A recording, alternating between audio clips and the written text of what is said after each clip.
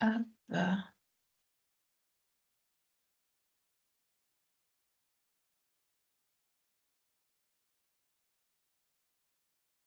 voilà, cet écran-là.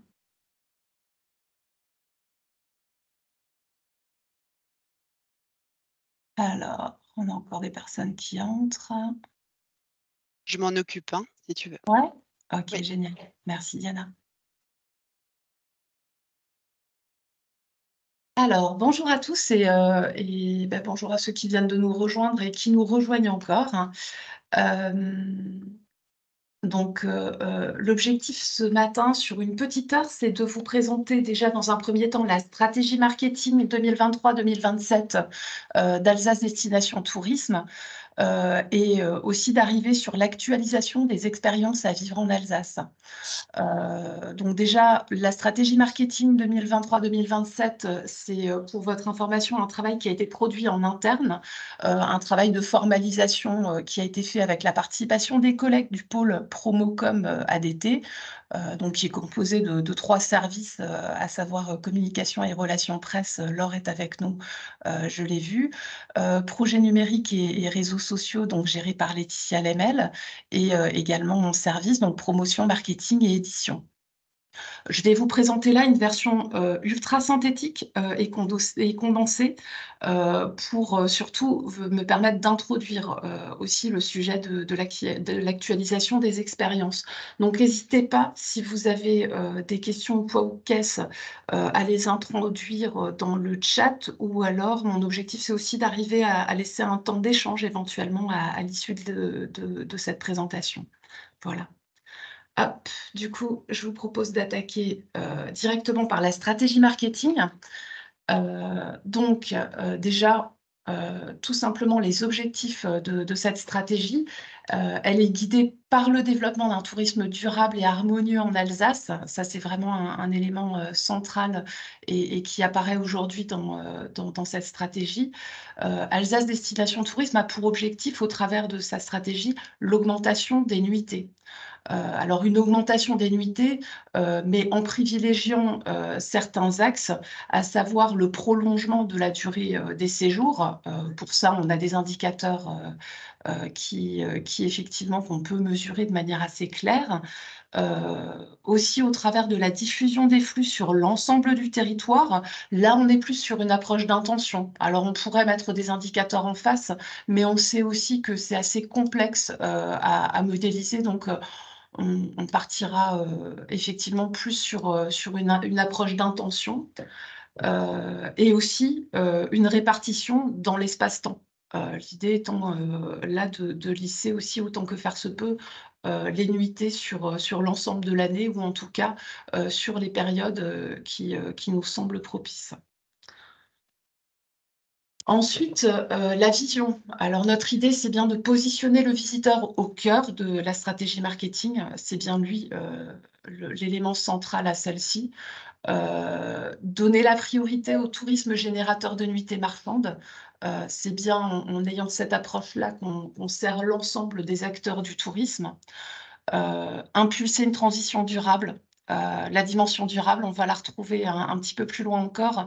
Je crois qu'aujourd'hui, c'est devenu, une vraie nécessité et on va véritablement devoir, travailler sur ce sujet-là, que ce soit d'un point de vue marketing ou d'un point de vue, ingénierie.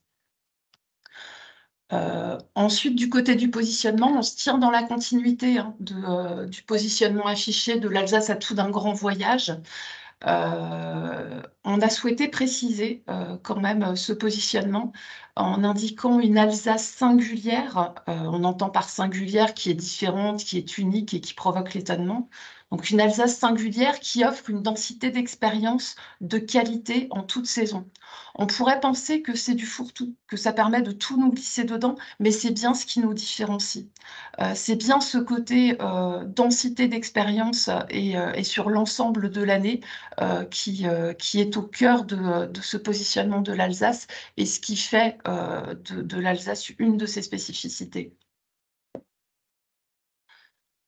Hem, Ensuite, du côté des axes stratégiques, alors on a évidemment l'image de l'Alsace qui est au cœur, de ces axes stratégiques, avec le positionnement, je ne le rappelle pas, on vient d'en parler. La colonne vertébrale de cette image de l'Alsace, c'est aujourd'hui le top 100 des expériences à vivre en Alsace. On sait qu'il est aujourd'hui à réviser et à renouveler en partie, on va y venir.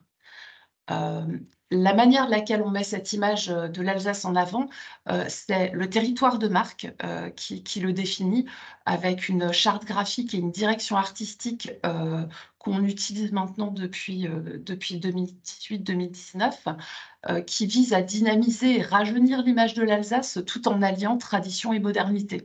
L'idée, c'est pas de gommer nos 5C, mais c'est bien de jouer avec pour les mettre en avant de manière plus moderne. L'image de l'Alsace, on souhaite aussi introduire cette dimension durable dès ce stade-là, en distillant progressivement le sujet de l'écotourisme, les sujets mobilité, intermodalité, consommation locale, gestion des énergies, l'économie sociale et solidaire, et aussi une approche d'inclusion. Voilà. Ensuite, je vous propose d'aller vers les autres axes stratégiques qu'on a vus autour de cette image de l'Alsace. Alors évidemment, avec la promotion de l'Alsace, une promotion continue sur les marchés cibles prioritaires. On verra juste après aussi qu'est-ce qu'on entend par marché cible prioritaire, et aussi une présence sur les marchés cibles secondaires. Évidemment, le tout avec une adéquation entre la demande de ces cibles et l'offre proposée. La fidélisation client, on la travaille depuis un petit moment au format collectif avec les offices de tourisme, et on associe aussi les acteurs locaux, des têtes de réseau sur ce sujet. L'idée est là d'augmenter les clients fidélisés et aussi de garantir une qualité de l'information délivrée. Voilà, donc on poursuit avec cette gestion de la relation client Alsace en l'intensifiant, en cherchant à l'intensifier. Un point qu'on a moins travaillé ces dernières années, c'est la stratégie d'acquisition de prospects, sur laquelle on souhaite revenir. L'idée étant d'acquérir des prospects pour aussi pouvoir personnaliser les campagnes de communication, chercher à les segmenter, et aussi avec dans l'idée de faire de ces nouveaux prospects acquis de nouveaux clients fidèles à l'Alsace, de les faire, de nous permettre de les intégrer dans ce programme de fidélisation ensuite. Un axe qui est apparu ces dernières années, également le tourisme d'affaires, avec une marque forte qui est Mint in Alsace, donc qui s'adresse aux organisateurs d'événements affaires. L'idée est là de lisser la fréquentation et le taux d'occupation des hébergements, et ça permet aussi mécaniquement d'augmenter le panier moyen, puisqu'on sait que le panier moyen d'un touriste d'affaires est supérieur au panier moyen d'un touriste loisir.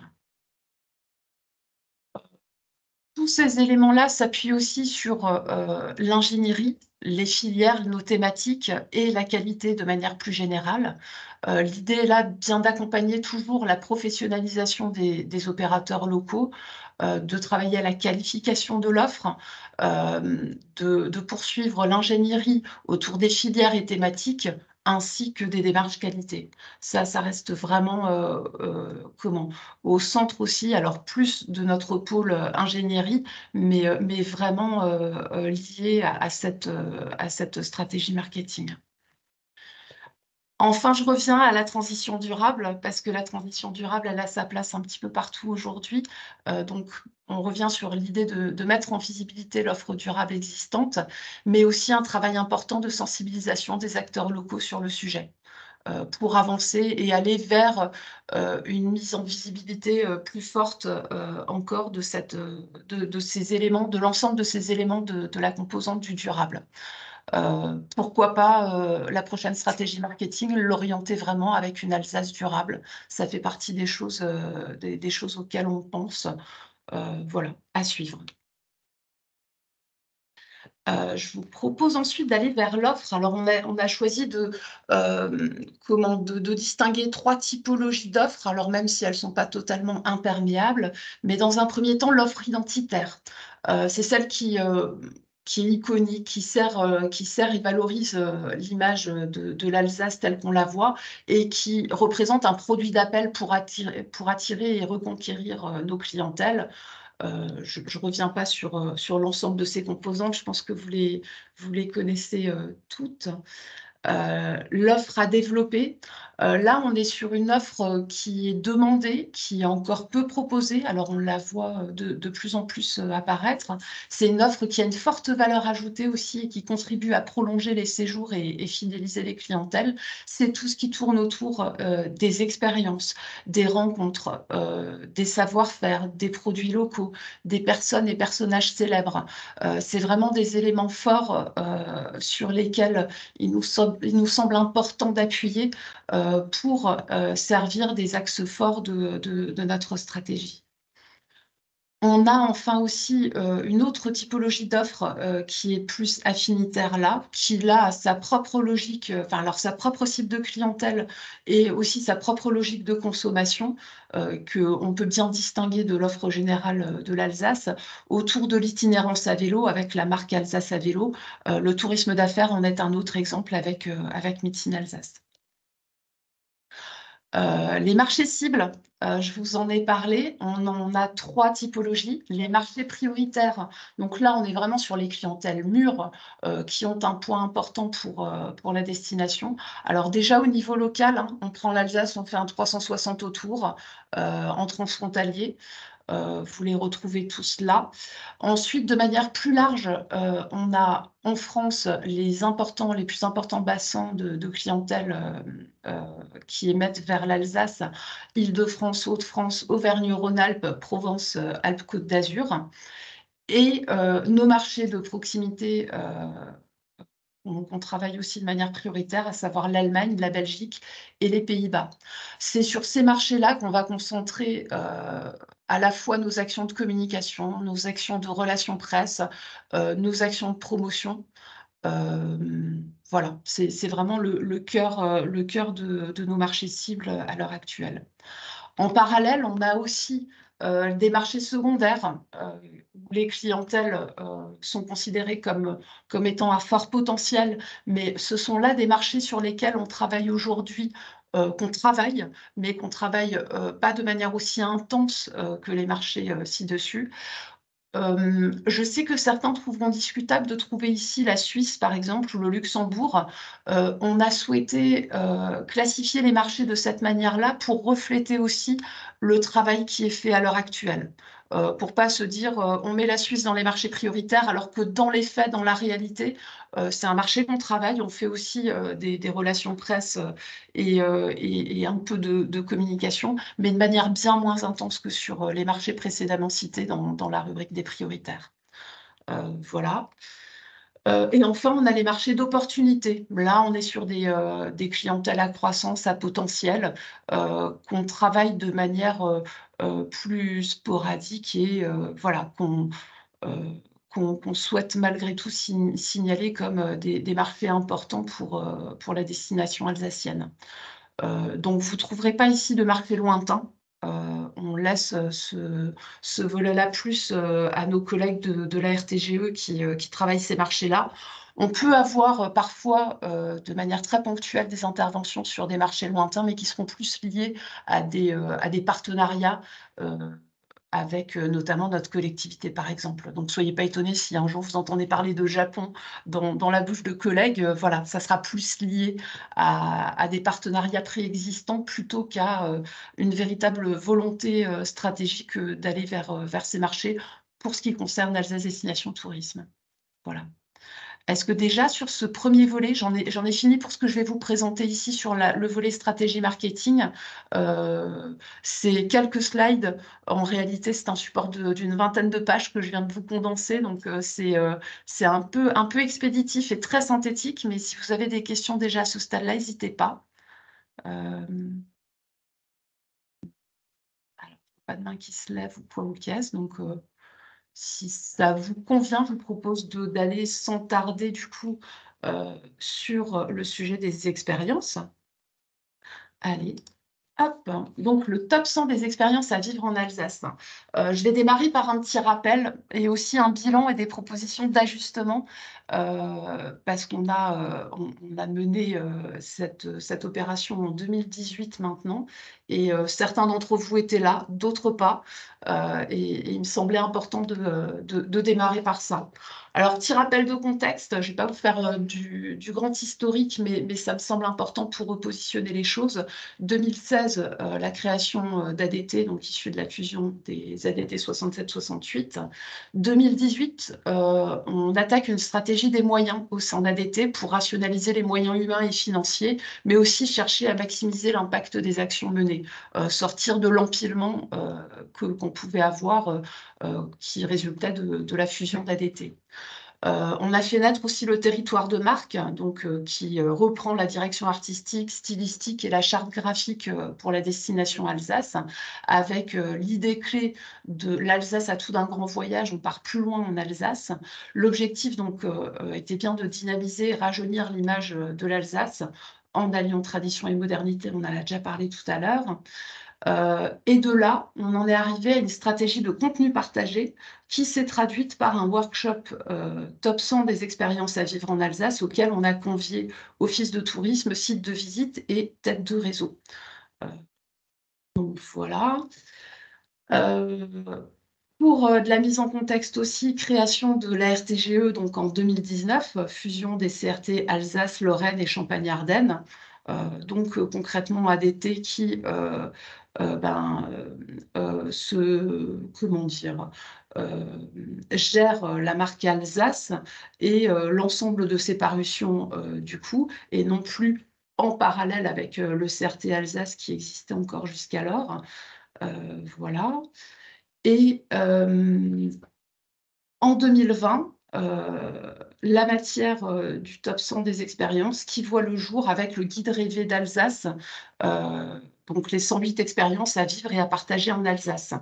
Un petit peu plus loin, on a vu aussi apparaître en 2020 les clientèles types de l'Alsace, les personas, donc définis pour le marché français. Voilà pour ce petit rappel de contexte. Ensuite, je me suis permis de vous mettre quelques images, quelques petites captures de l'image de la destination Alsace. Ce que ça a donné, en fait, cette combinaison du territoire de marque qui est apparu en 2018 et du travail sur le top 100 des expériences. Tous ces éléments-là ont progressivement distillé sur tous nos supports, que ce soit sur du web, que ce soit sur les éditions papier ou sur les réseaux sociaux.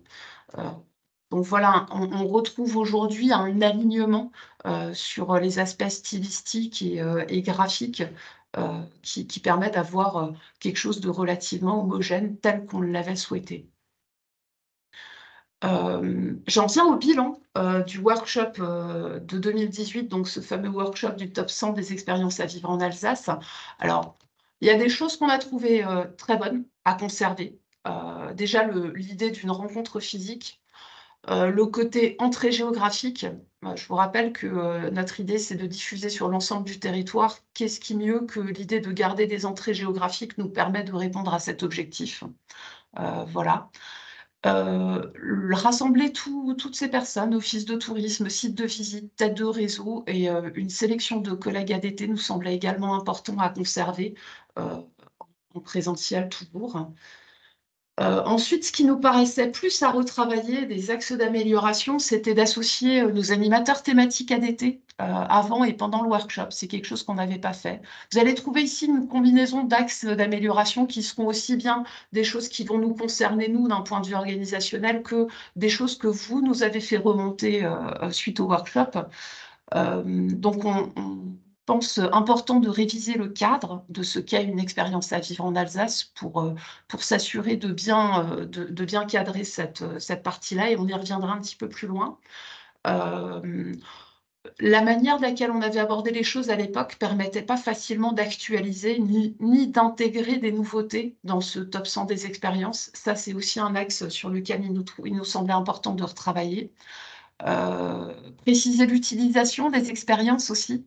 Ça aussi, on l'a souvent entendu de la part des offices de tourisme. Ah bah oui, mais on a sélectionné les expériences, mais on ne savait pas à quoi ça allait servir derrière. Trop de temps s'est passé entre le workshop et l'incarnation des expériences qu'on retrouve ici au travers du guide Rêver d'Alsace, donc qui est apparu en 2020. 2 ans, c'est vrai que ça peut paraître long. Ça l'est. Alors, on était fin 2018 quand même, mais voilà, ça reste long. On a aussi un délai et un coût de production et de design des expériences qui est à revoir. Ce modèle-là, il n'est pas aujourd'hui tenable. La production s'est poursuivie de 2019 à 2023. Je vous ai mis un lien, vous pourrez le consulter de ce qui a été produit, mais c'est vrai que c'était un gros boulot de notre côté et des gros investissements aussi. Et l'incarnation, ouais, du coup, des expériences trop centrées dans un premier temps sur le seul guide rêvé d'Alsace, qui a vu le jour en 2020. Donc ça aussi, c'est des choses qui nous semblaient importantes de retravailler, à améliorer. Du coup, les ajustements qu'on vous propose pour 2023, c'est déjà de permettre une actualisation des expériences au long cours, une collecte et une actualisation qui soit plus fluide, plus simple.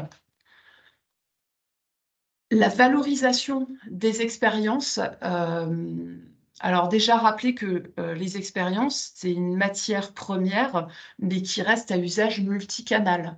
On la souhaite usage multicanal, mais aussi bien sur les canaux de communication d'ADT que de vous, office de tourisme, que de vous, site de visite ou tête de réseau.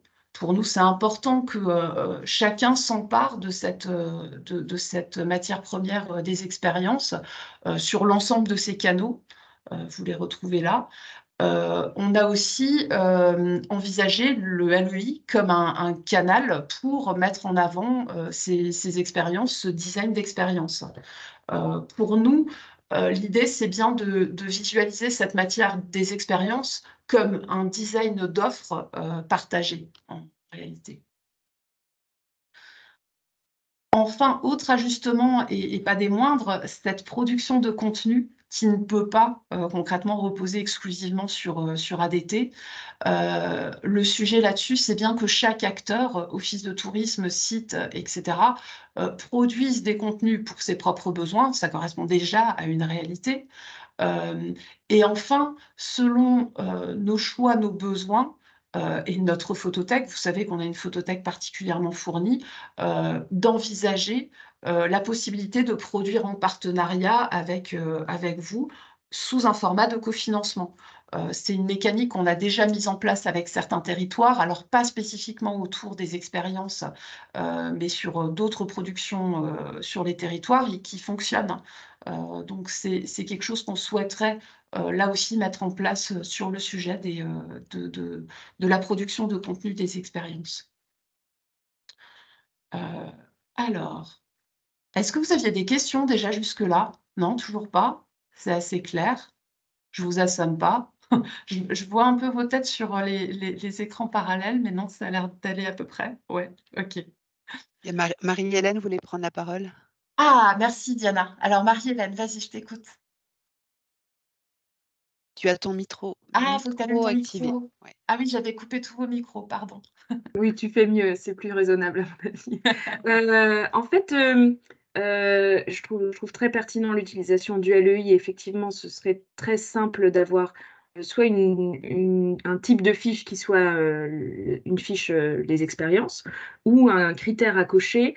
Ce qui me paraît aussi intéressant, c'est d'imaginer un espèce de Stampfel comme on pouvait l'avoir à un moment donné, genre recommandé par les offices ou quoi, et là on aurait, top 100 d'expériences alsaciennes ou quelque chose de ce type-là. Mais je pense qu'on n'est vraiment pas allé assez loin encore dans ces expériences parce que le concept me semble assez intéressant. Je ne crois pas que ce soit trop repris non plus par ailleurs. Donc en ça, je crois qu'on est pas mal en Alsace. Et elles ont le mérite de s'inscrire plutôt dans le temps. Certaines ont certainement peut-être disparu entre-temps, mais de façon assez marginale, je pense.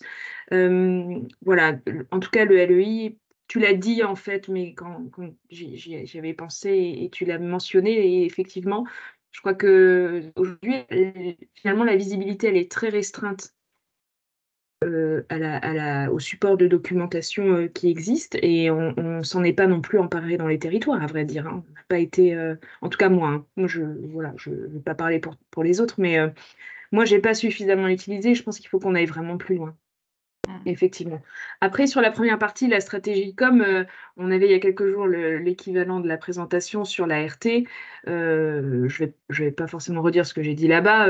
On voit la marque Alsace qui a disparu un peu au profit de la marque de territoire, Grand Est. Évidemment, on peut s'interroger sur, les passerelles aujourd'hui qui existent entre les 2 stratégies et les 2 niveaux, d'autant plus, et c'est d'autant plus interpellant que on observe quand même que la RT recentre sa communication sur des marchés de proximité. Et c'est là un peu que je trouve que c'est inquiétant parce que parler d'Alsace ou de Champagne ou de Lorraine à un Français, peu importe où il est d'ailleurs, ça me semble plus facile que de lui parler du Grand Est. Voilà, ça c'est. En tous les cas, je pense qu'on peut aussi aller plus loin dans la convergence de ces 2 stratégies, parce que n'oublions jamais que c'est de l'argent public qu'on utilise, dans ce cadre-là et que c'est important d'optimiser l'usage qu'on en fait. Voilà. Merci Marie-Hélène. Est-ce qu'il y avait d'autres interventions? Non? Pas plus? OK. Effectivement, Marie-Hélène, je pense qu'il y a quelque chose à creuser. Alors, pour revenir au premier sujet que tu abordais sur le LEI et peut-être même une connexion à faire, avec Liesel, par exemple, qui est, le personnage qui incarne notre gestion, enfin notre relation client Alsace. Il y a peut-être quelque chose aussi à travailler dans ce sens-là. Enfin, voilà, j'ai lancé des premières pistes ici, mais c'est vrai que le sujet, il reste à approfondir et à creuser derrière. Voilà. Je crois que c'est à nous Et aussi, vraiment, dans les territoires, de nous emparer beaucoup plus fortement de ces expériences-là, tu vois, carrément en leur faisant de la place sur nos propres supports de communication, nos supports digitaux, nos supports papier. Je comprends, enfin, moi, je me dis vraiment, c'est un truc qu'on a un peu raté ici et il va falloir qu'on s'en empare de façon beaucoup plus forte si on veut que le concept porte beaucoup plus loin et une aura beaucoup plus importante. Parce que c'est bon d'identifier comme ça des vrais trucs à vivre et on sait qu'aujourd'hui, nos visiteurs sont en quête de choses à vivre et non plus seulement de choses à voir. On a fait ce travail-là sur nos visites guidées de l'été à la ferme où on a fait mettre les gens la main dans la terre, quoi. Parce que c'est finalement ça qu'ils vont retenir plus facilement. Ils retiendront plus facilement qu'ils ont entendu les escargots manger dans une exploitation hélicicole, j'ai visité une exploitation hélicicole. C'est pas la même chose. En termes d'émotion, ça ne génère pas la même chose. Donc, ces expériences-là, je suis certaine on était déjà, à mon avis, très précurseurs là-dedans, dans l'idée de vivre un truc. Et par contre, je pense que dans les territoires, il faut qu'on s'empare encore plus fortement de ça. Ouais, je te rejoins effectivement là-dessus. Oublions pas que, 2020 sortie du guide, 2020, on s'est quand même pris un truc, de plein fouet qu'on n'attendait pas trop et qui a un peu chahuté aussi, le cours des choses, on va dire. Voilà. Alors, on a direction ADT. Marc qui souhaite prendre, la parole. Bonjour Oui, Marc. merci, bonjour à toutes et à tous. Je voudrais vraiment insister sur ce que vient de dire Marie-Hélène, puisque je pense que elle tient une partie de l'efficacité de notre travail. Et en citant d'ailleurs l'argent public, c'est l'argent public à tous les niveaux, hein, que ce soit à la RTGE, à ADT, comme au niveau des offices du tourisme. C'est vraiment important de pouvoir avoir ça en tête, et je pense que tout le monde l'a, j'ai pas de doute là-dessus.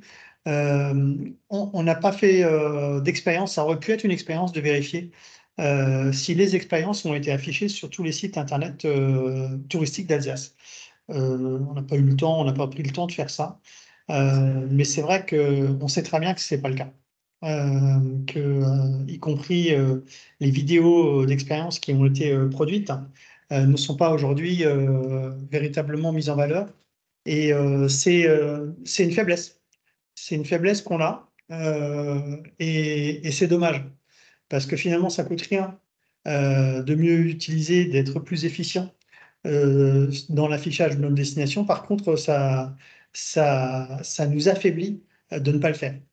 Donc, je pense que ça, c'est vraiment quelque chose de très important à souligner. Et on pourrait dire la même chose sur toutes les publications qu'on a dans les réseaux sociaux. On sait bien que tout le monde n'est pas encore branché sur l'ISAL, etc., etc. Donc, on a vraiment des marges de manœuvre qui sont importantes.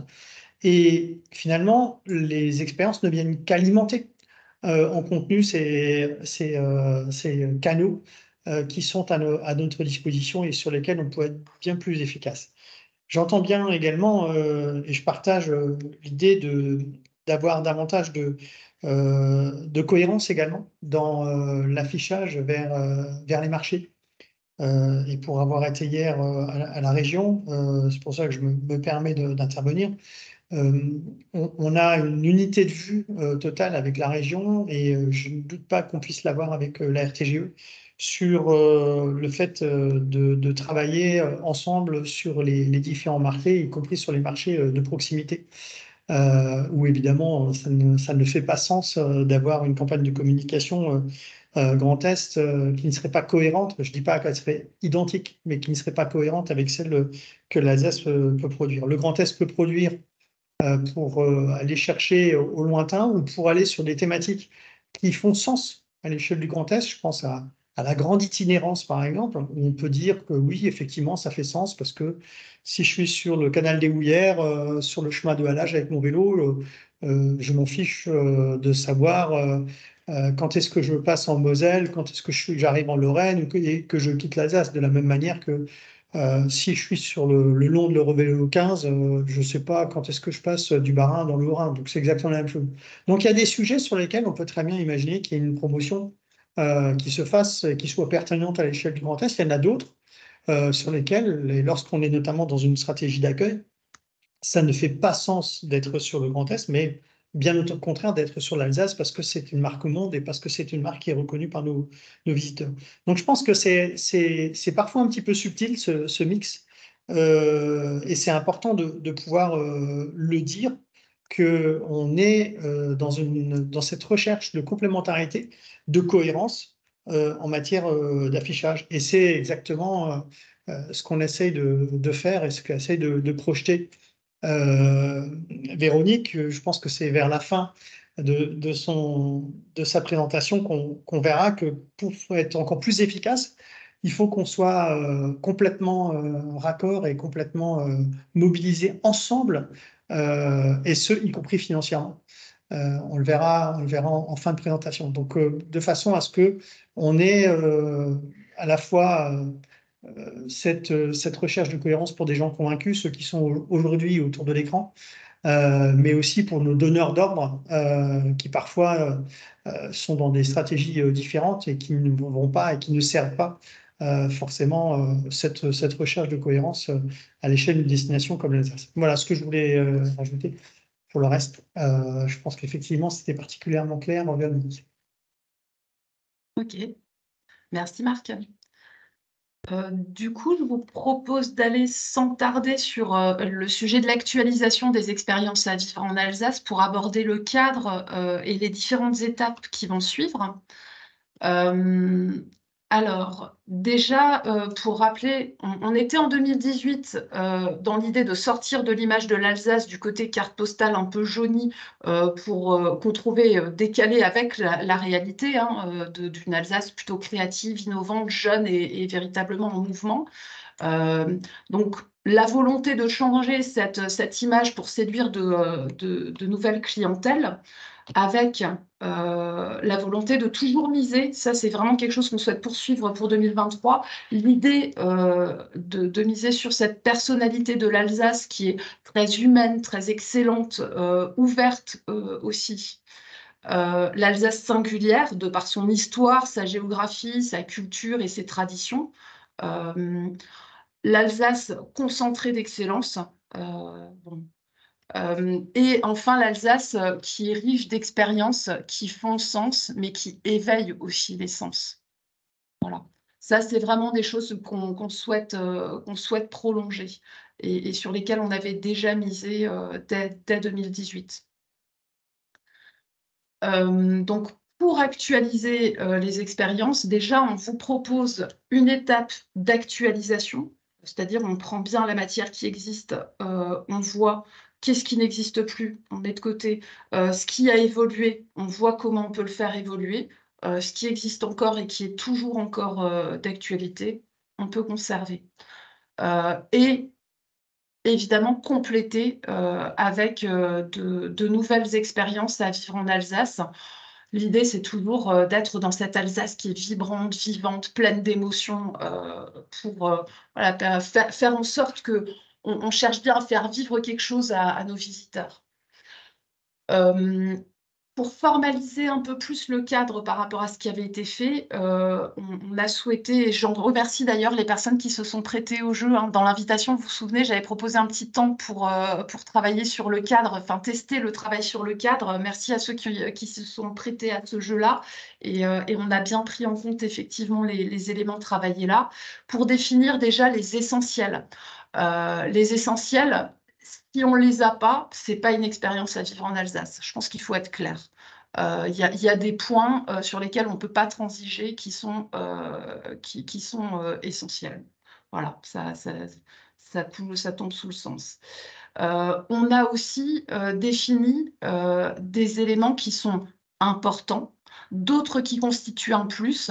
L'idée, ce n'est pas de tous les retrouver dans chacune des expériences, mais par contre de s'en inspirer pour s'assurer qu'effectivement, dans mon expérience, ça colle bien. Il y a bien des éléments, des critères qu'on a mis dans la catégorie des importants et de ceux qui constitueraient un plus. Voilà. Et pour rentrer dans le détail, qu'est-ce qu'on a mis dans cette catégorie des essentiels? Alors, vous allez me dire, ça peut être un petit peu discutable, parce que qu'est-ce qui va générer des émotions à un tel ou à un autre? Ma foi, tous peuvent être dans l'absolu discutables, et c'est aussi pour ça qu'on a trouvé important de faire un travail de mise en commun, un travail collectif sous le format de ce workshop, pour s'assurer que ça réponde bien au plus grand nombre au niveau de ces différents critères. Donc, je les passe rapidement en revue. Donc, générer des émotions, que l'expérience soit mémorable, qu'elle produise des souvenirs marquants, qu'on soit bien dans un parcours client de qualité, que ce soit du point de vue de l'accueil, ou de la médiation, ou de l'accessibilité. Ça, c'est vraiment un point qui nous semble important aussi.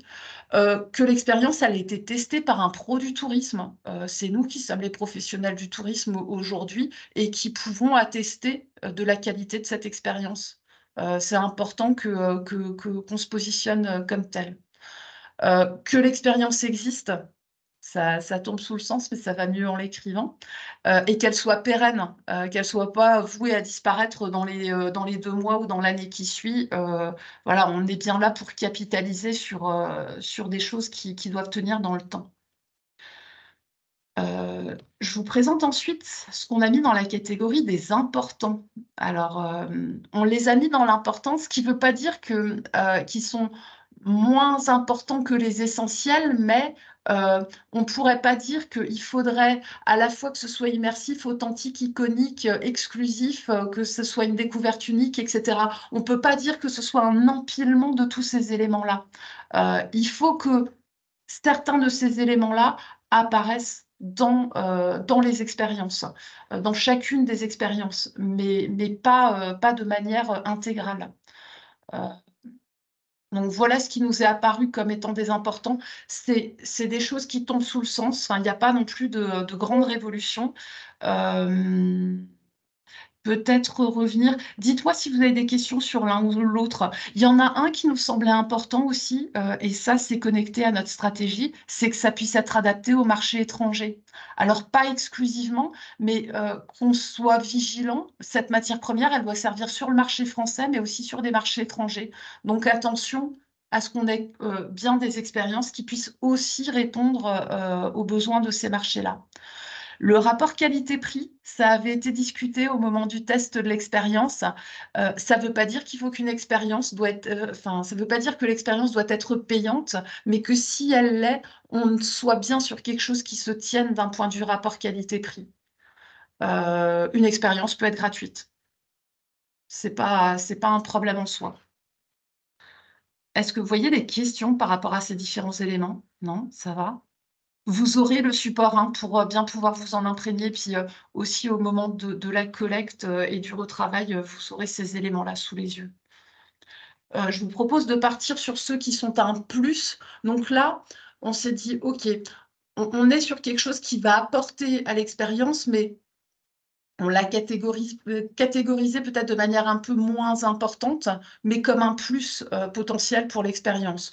Le côté participatif, la notion de partage, d'interaction, de rencontre, l'idée de faire apprendre, qui se rejoint un petit peu aussi le côté do it yourself, la dimension intimiste, qui nous semblait aussi être potentiellement un plus, l'organisation simple et facile, qu'il ne faille pas une combinaison de choses incroyables pour arriver à faire cette expérience, la facilité d'accès au niveau des horaires, si c'est de midi moins 10 à midi 10, c'est compliqué, quoi, hein. Enfin, voilà, et aussi que les expériences puissent être permanentes ou en tout cas se faire de manière régulière dans l'année. Est-ce que par rapport à ces éléments de critères, vous avez déjà des questions? Non? Est-ce que, Véronique, Oui. est-ce que vous avez déjà essayé de ranger les expériences identifiées jusqu'ici dans ces 3 critères, enfin dans ces 3 catégories?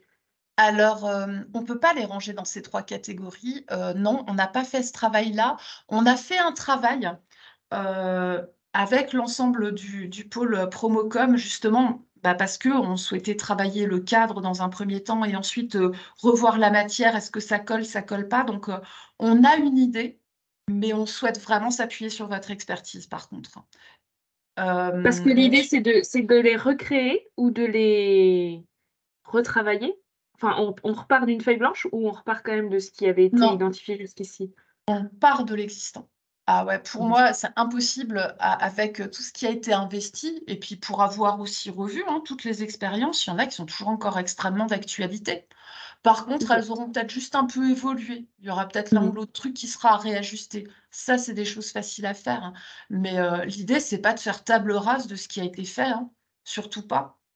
Surtout Ouais, très pas. bien. Et les intitulés, aujourd'hui des catégories sont définitifs? C'est pas évident, hein? Alors, il faut pas faire rentrer chaque expérience dans les catégories, hein. C'est pas l'idée, hein. L'idée, c'est bien, quand j'ai mon expérience, je me dis: «OK, est-ce que je coche toutes les cases des essentiels?» Ça, c'est indispensable. Ça, pour nous, c'est vraiment incontournable. Ensuite, OK. est-ce que parmi les éléments importants, effectivement, on y trouve quelque chose? Il y a des ingrédients qui correspondent à ces critères-là. C'est pas chacun de ces trucs que ça doit cocher. Et pareil pour c'est un plus, mais c'est vraiment pour sensibiliser à l'ensemble des ingrédients qu'on va mettre dans cette expérience et la manière de laquelle on va aussi présenter les choses. Est-ce que D'accord. c'est plus clair? Ça va? Ouais. D'autres Laure, tu souhaitais prendre la parole? Oui, juste pour compléter ce que tu viens de dire et pas te laisser toute seule dans la présentation.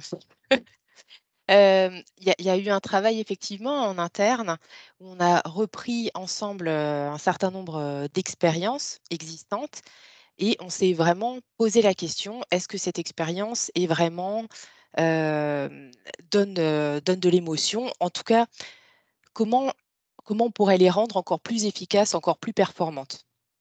Parce qu'il y a certaines expériences qui sont racontées d'une certaine manière. Est-ce qu'il manque un petit quelque chose pour la rendre vraiment, encore plus enfin, qui pour la rendre encore plus attractive?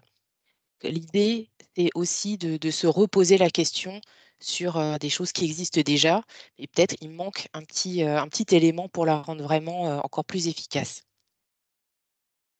Il y a un peu de boulot de ce côté-là. Voilà. Merci Laure. S'il y a plus de questions sur cette partie-là, je vous propose d'aller sur, les différentes étapes, de l'actualisation et de la collecte des expériences. Alors dans un premier temps déjà, en octobre, on est le 4, ça va, il nous reste un mois, tout va bien. L'idée, c'est d'actualiser, les 108 expériences et aussi de compléter la collecte. Vous allez recevoir un questionnaire, en ligne, dans les semaines à venir, dans les jours à venir. On va, plutôt a priori partir sur, la semaine prochaine, pour, faire ce travail d'actualisation, c'est déjà de repasser en revue, OK, est-ce qu'il faut le faire évoluer ou est-ce que ça a disparu, etc. Et proposer des nouvelles expériences. L'objectif, c'est de se retrouver le 21 novembre. Vous avez déjà tous noté la date dans vos agendas pour un nouveau workshop dédié aux expériences à vivre en Alsace. Donc, sont invités office de tourisme, site de visite et tête de réseau, avec toujours une entrée par territoire.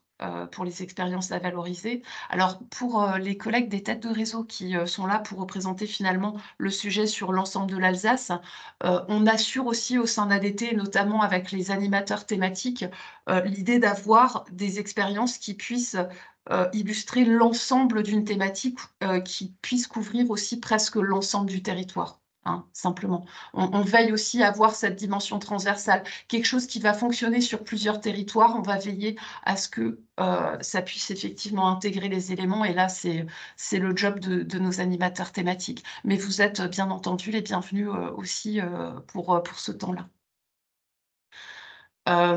L'idée étant ensuite, alors, on est encore en train de modéliser ce workshop. On a rendez-vous demain après-midi avec... alors, on se fait accompagner par une agence là-dessus, Impact Positif, qui nous aide à modéliser ce workshop et l'ensemble de ces éléments.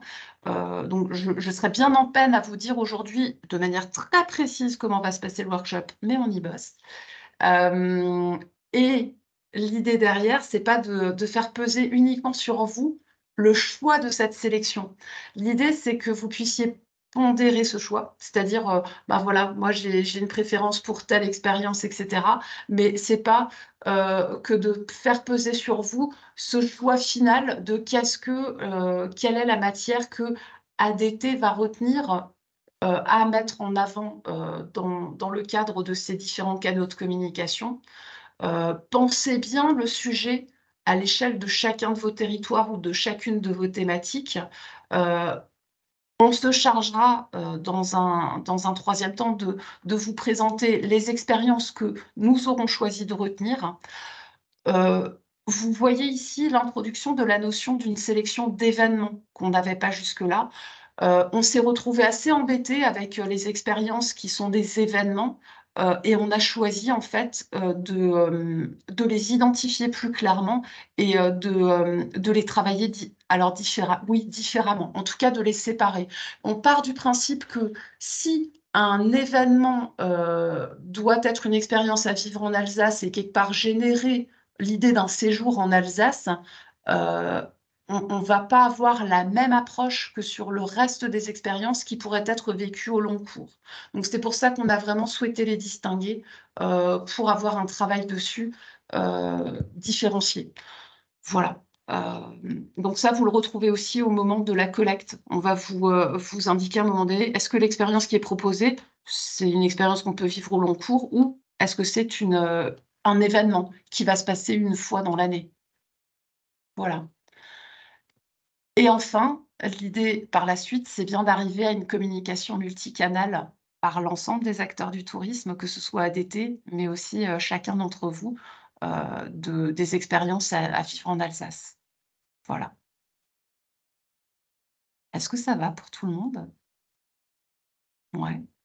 Est-ce que du côté des têtes de réseau, il y en a qui souhaiteraient, enfin voilà, vous souhaitez vous exprimer pour savoir un petit peu ce que ça vous évoque, ou est-ce que ça colle avec ce que vous travaillez, ou est-ce que c'est plutôt nouveau, décalé, etc.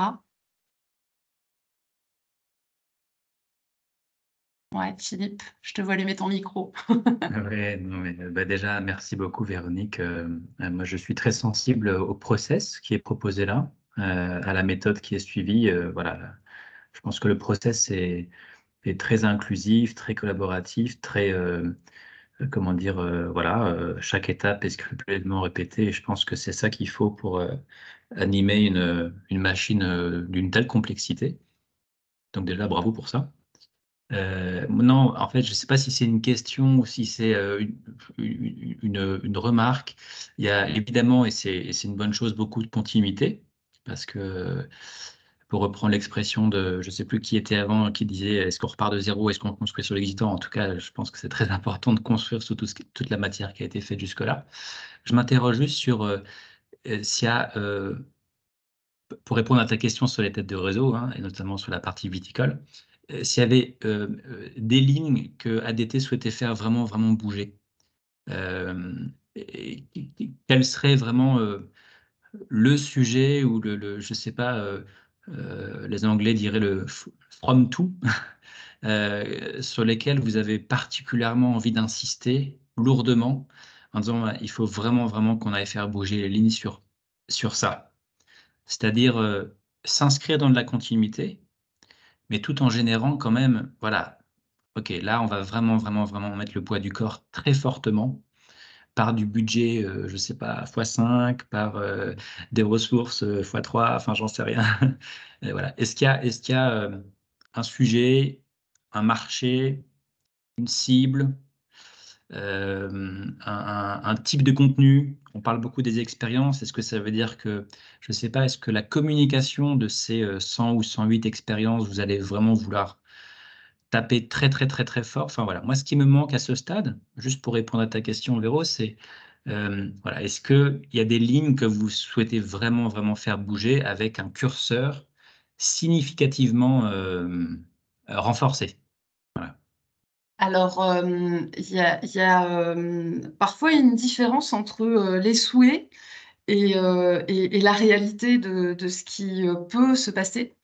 On souhaiterait avoir plus de budget pour pouvoir multiplier effectivement les moyens engagés sur certains sujets. Aujourd'hui, la tendance, elle n'est pas là. Alors là, je parle aussi sous contrôle des collègues de la CEA enfin, voilà, qui est notre financeur ADT. Donc malheureusement, on est plutôt à la tendance à avoir des budgets constants quand ils ne diminuent pas. Voilà. Ensuite, du coup, pour ce qui est de dire est-ce qu'on va plutôt mettre l'accent sur telle ou telle chose, bah, les marchés prioritaires, clairement, c'est eux qui vont concentrer. Alors, je ne saurais pas te donner de proportion. Est-ce qu'on est l'or, parce que c'est plutôt de ton côté que ça va jouer. L'or, toi, c'est c'est 90% du budget com et relations presse qui est centré sur les marchés prioritaires, on est d'accord? Oui, je te Ouais. confirme, hein. Mm. On est vraiment sur ces marchés-là. C'est vrai que pour la partie œnotourisme, c'est vraiment une thématique qui est très présente de façon générale dans la communication. Elle l'a été davantage cette année avec l'anniversaire des 70 ans de la Route des Vins, où il y a eu plus d'actions, notamment sur les marchés étrangers, où on a misé sur une communication œnotouristique essentiellement sur la Belgique, sur l'Espagne, chose qu'on n'avait encore pas fait à ce point-là. Donc, même si c'est avec des moyens, les moyens qu'on avait, nous les avons mis essentiellement cette année sur cette thématique-là. Mm. Voilà. Et du coup, c'est vrai que forcément, en tant que représentant, enfin membre du CIVA, ton idée sera probablement orientée sur le monde de Non, l'œnotourisme. pas Non. forcément. Vraiment, Ouais. vraiment. Ma question n'était pas forcément fléchée viticulture, hein. C'est un bon exemple. C'est vrai que cette année, enfin oui, cette année, l'an dernier, si cette année c'était les 60 ans de la Cette Route année des Vins, encore. peut-être que l'année prochaine ça va être, je sais pas, une autre thématique, et c'est normal de faire tourner les thématiques. Non, voilà, la question c'était plus, mais c'est pas une question, comment dire, enfin, c'est plus Piège de savoir orienté. sur le curseur entre la continuité et puis ok, et là on va mettre, voilà, ça va être le temps fort majeur en 2024, ensuite le temps fort majeur en 2025. Voilà. C'est juste comprendre et anticiper s'il y a des choses particulières que vous anticipez en termes de très très grosses priorités ou je sais pas, de temps fort majeur. L'exemple des 60 ans de la Route des Vins, bah, quelque part, c'était une sorte de temps fort majeur. Est-ce que vous anticipez des temps forts majeurs dans les années à venir? Ou ça peut tourner autour des 100 expériences, hein, enfin, c'était plutôt pour, voilà, pour séparer ce Ouais. qui est du registre de la continuité et ce qui est du registre de, bon là maintenant, on s'attaque à ce sujet parce que là, ça suffit pas, il faut vraiment passer à la, je sais pas, à la 3e, à la 4e. Enfin voilà, c'est plus une Quand, question générale que ouais. viticole, hein, évidemment. Quand on a des temps forts identifiés comme des anniversaires majeurs, effectivement, évidemment qu'on va mettre la focale sur ces sujets-là. Je crois qu'on a un sujet livre, imprimerie qui tourne autour de Strasbourg. Je ne sais pas si je les ai vus là se connecter, mais qui arrive et qui pourrait être un sujet. Mais c'est vrai qu'après, les difficultés qu'on a parfois aussi sur ces années un peu anniversaires et qui peuvent être de bons prétextes à insister sur un sujet plutôt qu'un autre, on est parfois un peu en quête d'infos parce que les choses se font un peu en parallèle, quoi. Les événements et les choses un peu particulières qui se montent pour nous, par rapport au temps de communication, au temps de promotion, arrive un peu trop resserré à l'instant T, quoi. Donc c'est là un peu la difficulté qu'on a parfois à miser plus là-dessus. Mais je rejoins ce que vient d'indiquer Laure dans le chat, c'est effectivement l'idée, c'est bien de miser sur le top 100 des expériences qui reste vraiment la colonne vertébrale de la com, des relations presse, des réseaux sociaux, etc. C'est vraiment sur cette matière-là qu'on souhaite poursuivre et miser et mettre l'accent. Ça répond déjà, merci pour ça. Et juste, par exemple, par rapport à ce que vous venez d'indiquer, Laure, sur la colonne vertébrale, par exemple, est-ce que vous imaginez passer des caps vraiment significatifs? Par exemple, si vous dites les expériences, c'est la colonne vertébrale de la com grand public, eh ben, d'imaginer, je ne sais pas moi, de la pub télé, par exemple.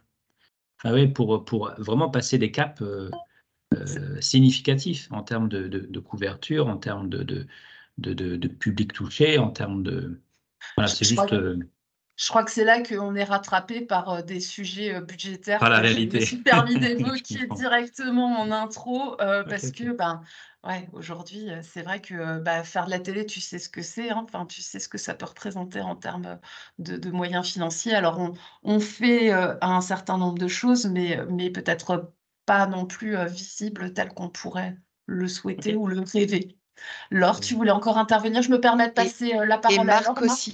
Ouais, Ah. mais je crois que Laure, c'est peut-être plus directement connecté à la réponse de Philippe, je ne sais pas. Je ne veux pas squeezer la parole à mon directeur quand même. Pour faire rapide et très pragmatique, effectivement, nos moyens financiers ne sont pas à la hausse. Ce qui guide nos choix et nos décisions en matière d'investissement pour les campagnes de communication, c'est de privilégier la puissance de l'audience. On ne s'éparpille pas à créer des contenus X visuels, X capsules vidéo. L'important, c'est de donner un maximum d'audience à chacun des contenus qui est créé. Et on essaye, avec l'appui et les conseils d'agences et de régie média, de faire le plus performant possible. La télé, on a déjà expérimenté, d'autres types de médias aussi. Donc, par l'expérience, on sait aussi aujourd'hui ce qui marche plus ou moins et on utilise aussi toujours de façon très importante l'angle affinitaire avec le travail des personas qui a été précédemment réalisé et qui a déjà été testé lors de campagnes et qui donne de très bons résultats. Voilà. Merci Laure. Du coup, je me permets de repasser la parole à Marc.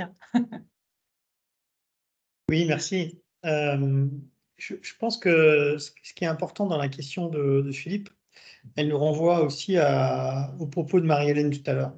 On n'est pas que dans un questionnement de moyens, même si effectivement c'est ce qui nous pose le plus de problèmes. Nous, on adorerait se dire, par exemple, 2024, on met un gros paquet sur toutes les activités et tous les événements sportifs, parce que c'est les JO. Aussi, pour pouvoir dire aux Parisiens qui vont vivre peut-être une galère, je ne sais pas si elle est vraie ou pas, de leur dire, mais venez passer un séjour en Alsace parce que chez nous, vous aurez pas de plus de lits, entre guillemets, enfin en tout cas on espère, et vous aurez la possibilité de relever votre propre défi olympique sur une piste cyclable, sur un trail, etc., etc. On adorerait pouvoir faire ça, on adorerait pouvoir faire la même chose en fin 2024, début 2025 sur la libération de l'Alsace, parce que là aussi, ça va être un grand moment. Donc, on a effectivement des anniversaires et on peut presque trouver chaque année un anniversaire tout à fait remarquable et ça serait vraiment très sympa. Et j'ai bien compris ton propos, Philippe, comme étant un propos de marketing et de communication plutôt qu'un propos centré sur le no-tourisme. Tu as tout à fait raison. Mais c'est là où effectivement on doit pouvoir jouer d'astuces.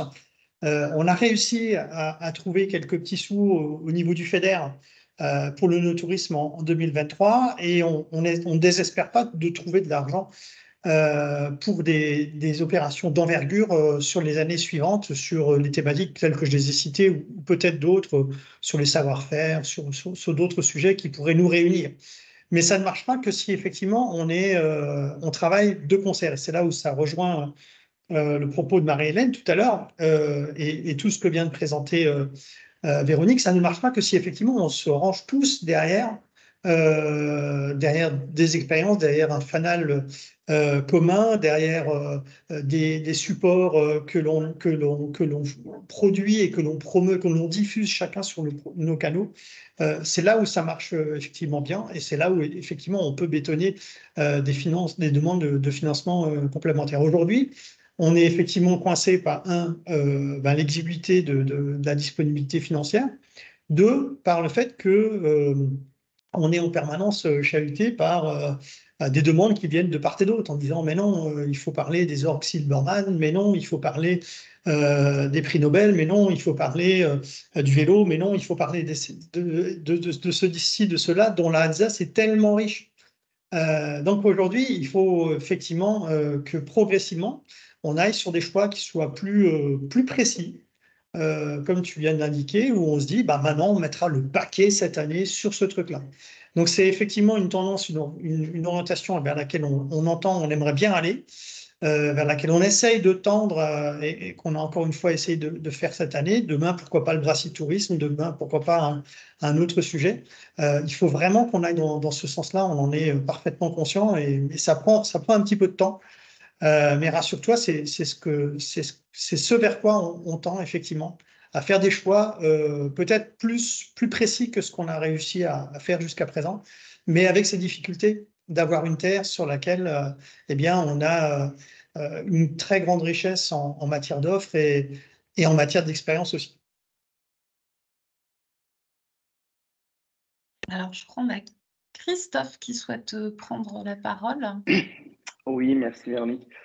C'était plus à Marc Keller. Est-ce que vous pouvez rappeler aujourd'hui les enveloppes budgétaires en termes de promo que l'Alsace va mettre pour 2024 et puis, vous avez parlé tout à l'heure de la région Grand Est, là, ce que tu disais. Là, peut-être que pour la com Grand Est Alsace, c'est des expériences à mettre en avant. Parce que je regardais encore le bilan de chez vous et le bilan Grand Est qui nous ont été envoyés hier et celui de l'Or également qui était sur LinkedIn aujourd'hui. Enfin, je l'ai vu aujourd'hui. Il y a des périodes où les deux communiquent en même temps avec deux messages différents. Alors, tu vas me dire que c'est pas les mêmes messages, c'est pas la même charte graphique, c'est pas la même chose. J'entends. Mais le touriste, le but, quand il a une dame en chapeau avec des maisons à colombage, il n'est pas à Reims, hein. Il est bien en Alsace, quoi. Donc voilà, c'est pour gagner de l'argent. J'ai bien entendu ton message, Marc, tu n'arrêtes pas de nous dire, on sera à tes côtés quand il faudra effectivement financer une vidéo. C'est sûr que je ne vais pas financer une vidéo où il y aura 80% de Ribeauville et Rivière, même si je les aime bien, hein. Mais c'est pas là non plus les gros territoires qui doivent financer pour les petits, quoique, vu que partout, et tu l'as encore dit sur BFM, il faut que les gens aillent ailleurs que dans les usines à touristes, hein. Ça, c'est le problème qu'on a aujourd'hui. Mais en tout cas, je pense raisonnablement, vous n'avez pas assez de budget, vous, ADT, pour faire de la promo. Et quand on voit ce que la région Alsace, pardon, que le AAA avait pour promouvoir l'Alsace il y a 4 ans, on en est loin aujourd'hui, quoi. Ouais, difficile de te répondre sur les montants. D'abord, ils ne sont pas encore validés. Vous aurez l'occasion de les connaître dès notre prochain conseil d'administration. Je sais qu'au niveau de la CEA, il y a des réunions qui s'organisent, donc on n'a pas du tout de visibilité aujourd'hui. Pour avoir été à la région hier, on a encore eu plutôt des mauvaises nouvelles. En tout cas, pas des nouvelles très, très, très réjouissantes. Donc voilà, sur les budgets, c'est vraiment une grande difficulté. Faudra y aller avec le couteau dans les dents, hein, pour aller chercher d'autres sources de financement. Ce qu'on trouve aujourd'hui plus facilement sur le massif des Vosges, par exemple, il faudra qu'on puisse le faire également sur l'Alsace, soit au travers du FEDER, soit avec, pourquoi pas, du transfrontalier, à voir, à réfléchir. Mais bon, pour le reste, tu as tout à fait raison. On ne peut pas considérer comme acceptable le fait d'avoir deux communications qui se marchent sur les pieds. Je veux dire, à tout le moins, même si on a une Grand Est et une Alsace, alors qu'on pourrait très bien s'en dispenser, il faut au moins qu'elles soient cohérentes. Et ça, c'est vraiment très important pour qu'on puisse y arriver. La région en est consciente. Manifestement, il faut qu'on puisse être beaucoup plus précis et beaucoup plus efficace ensemble. Là où aujourd'hui, il y a encore parfois des doublons, parfois des choses qui passent l'un à côté de l'autre. Et ça, c'est vrai qu'on le regrette. On fait tout ce qu'on peut pour effectivement associer tous les collègues pour que ça marche ensemble. Et c'est à ce prix qu'on arrivera effectivement à avancer. Mais tu as raison, il y a aujourd'hui, il y a des trous dans la raquette. Il y a des sujets sur lesquels on dépense beaucoup d'argent. Je ne parle pas de nous, hein, parce qu'on n'en a pas beaucoup. On dépense beaucoup d'argent parfois sur des choses qui n'arrivent pas à être transformées dans la réalité de l'offre touristique, et encore pire dans la partie promo-com. Donc aujourd'hui, c'est une vraie difficulté. Et quand tu compares AAA avec aujourd'hui, je veux dire, on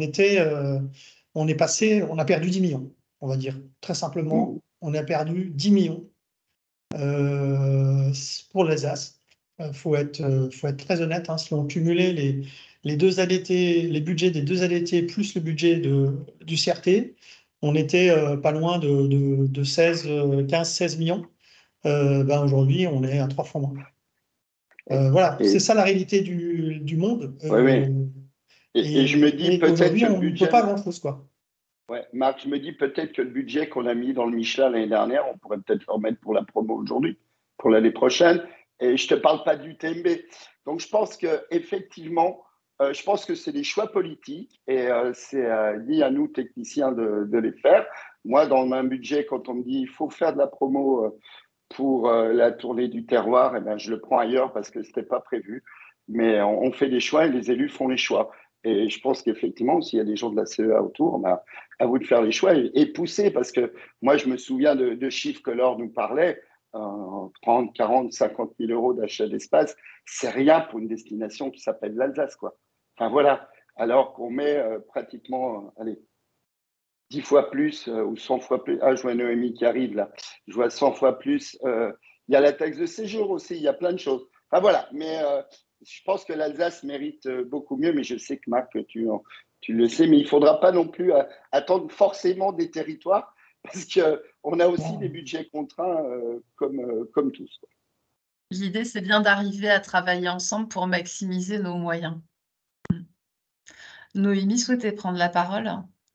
Oui, juste vous dire que bien sûr, nous, on entend et qu'on fait remonter les messages, hein, mais c'est effectivement, on les entend depuis un certain nombre d'années. On fait remonter ça aussi depuis un certain temps. Voilà, c'est des choix politiques après qui sont au-dessus de nous, effectivement. Merci Noémie. Alors, j'ai entendu personne des sites de visite. Et est-ce qu'il y a quelqu'un du côté des sites de visite qui souhaiterait éventuellement s'exprimer ou pour revenir peut-être plus sur le cœur de ce que j'ai présenté juste avant? Non? Personne. Ok. En tout cas, sachez que vous êtes également les bienvenus pour aller présenter vos expériences et participer à ce workshop. Et alors, sauf à ce qu'il y ait encore d'autres sujets qui souhaitent être abordés ou d'autres interventions. Ah, Marie-Hélène. Ouais, j'avais juste encore Vas-y. une question. En fait, je suis un peu surprise que vous soyez accompagnée sur le workshop parce qu'il me semble que vous avez fait ça parfaitement bien il y a quelque temps quand on l'a fait la première fois, l'exercice. Et la Avec question, Léon c'était aussi... Travel à l'époque, hein, Ouais, pour c'est ça. mémoire. Ouais, j'avais un doute, tu vois. Et ouais, donc tu confirmes. En tout cas, oui, c'était bien. Bon, ma foi, s'il y a besoin d'un accompagnement, moi je veux bien. Moi, j'avais plutôt tendance à penser que vous aviez toutes les capacités de le faire. Ma question était plus sur la partie communication qui venait finaliser le 4e point de ta courbe de temps. Et du coup, sur cette partie-là de communication, est-ce que vous envisagez d'être accompagné? Alors, je la repartage juste rapidement. Alors, accompagné par un cabinet extérieur pour la communication, c'est ça? Enfin, pour Bah, la... en fait, c'est plutôt comment Je tu sais fais pour pas. gérer ou outiller les acteurs du tourisme, peut-être les offices, les sites, etc. Est-ce qu'il y a une espèce de boîte à outils qui sera mise en place dans laquelle on va trouver des visuels, des éléments de communication qu'on pourra s'approprier? Voilà, Alors, c'est plutôt ouais. ça, de cet esprit-là. Ok. Alors aujourd'hui, on a quand même déjà des outils qui existent. On a d'un côté le territoire de marque qui donne donc déjà le côté direction artistique, stylistique, donc pour ce qui est prise de vue, etc. Et d'un autre côté, on a la médiathèque, la Media Room qui existe également en ligne et qui reprend toutes les expériences qui ont déjà été produites, donc qui servent finalement l'ensemble des acteurs qui se connectent pour utiliser photos, vidéos, etc., hein. Donc, je pense que les outils, on les a. Ce qui manque très certainement, c'est encore de la communication et de la communication et de la communication pour inciter les uns et les autres à exploiter cette matière-là, hein. Enfin, Marc en parlait tout à l'heure et t'en parlais aussi, hein, du côté peut-être sous-exploité de cette approche. Mais voilà, je pense que c'est surtout ça, plus que d'outils à proprement parler, à mon sens, hein. Enfin, je ne sais pas ce que tu en penses là, du coup, avec cet éclairage-là. Non, effectivement, oui, c'est à mon avis une grande partie, c'est le contenu. Et ne l'ai pas regardé sur mon site internet, parce que moi, je suis mauvaise élève, hein, c'est sûr. Mais je vous promets, on va faire mieux.